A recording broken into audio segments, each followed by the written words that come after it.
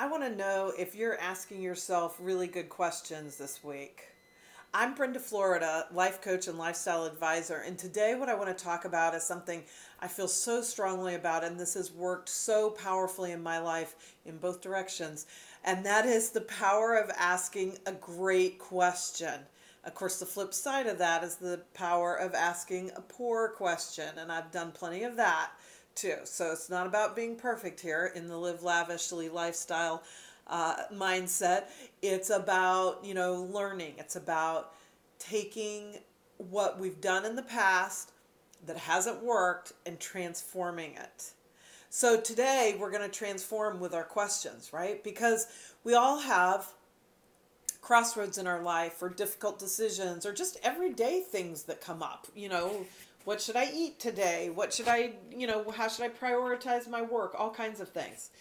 And we usually, or most of us, will typically ask those questions in a way that is not necessarily empowering, or that kind of comes from a perspective of scarcity, whether we intended to be in scarcity or not. So almost as if there's a presumption that there's not going to be enough, or this isn't going to go very well, or something like that. So how do I keep something from being a failure? How do I, if you're an entrepreneur and you're, starting your business and you're worried about your finances, or you've had, you've lost your job, or anything like that that has set you back financially, your kids need braces, whatever it is that will set you back financially, and it's easy to ask the questions like, oh my gosh, how am I going to pay for this? How is there ever going to be enough?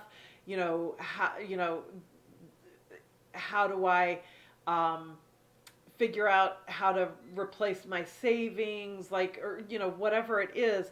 That's all really from a sort of negative, as if a bad thing has happened to me. And, how do I escape, with the fewest number of, scars or scrapes along the way. And what I want to suggest is that there's a much more powerful way to work with that.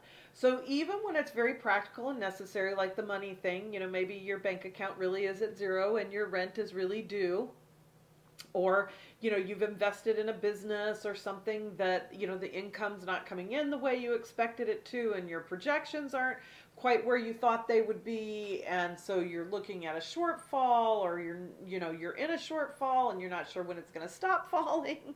Like, whatever it is, I don't care how practical and how real it is, there's always a way to ask a more powerful question. And the way you know if it's powerful is really if it creates a feeling of well-being and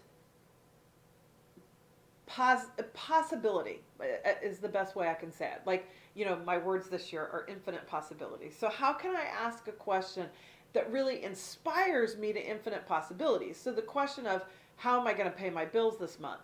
That is not terribly inspiring to me, okay?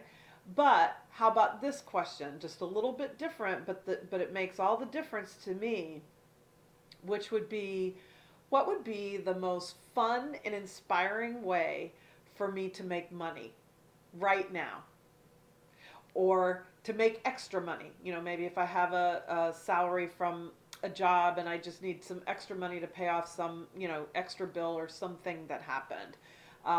So what would be a fun and inspiring way to add to my income over the next 30 days?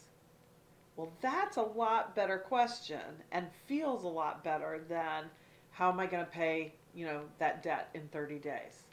So whatever it is, you're thinking about asking for a raise, and maybe the questions that are coming to mind are, how do I explain, why I deserve it and things like that, along those lines. How can I justify it? How can I, not terribly empowering. I mean, they may give you a few good ideas, but not terribly empowering. So it would be, how could I be of better service to my company? And then take those ideas as part of the reasons why I want to ask for a raise. How can I be of better service? How could I be more productive? What would be a fun way to add more value to my clients, to my employer, whoever it is you're working for? And then let that inspire you to asking for the raise or expanding your business or raising your fees or whatever it is. A totally new business idea may make you think of something that's a totally new idea. So, whatever the conundrum is, I just want to challenge you to turn your question around into one that feels inspiring and full of possibility, because that's something you can explore and come up with some great ideas for. If it's limiting and sort of, has that negativity of scarcity in it, it won't be inspiring to you. It's just like, I'm sinking. How do I stop sinking? I want to stop sinking. I don't know how to stop sinking. It's like that, okay? But even if I'm sinking, to say, what would be the most fun way to get out of this hole? Has a totally different energy. So play with it this week and let me know how it goes for you. And if you're stumped, if you have a question that you don't feel like is empowering and you're not sure how to turn it, put it in the comments and I'll work with you on it. I'll try to coach you through or think through what would be a powerful way of reframing the question. So I'd love for you to see what you can do to stump me on that one. So give me some good hard questions and we'll live lavishly together this week through our powerful questions. Thanks, everybody.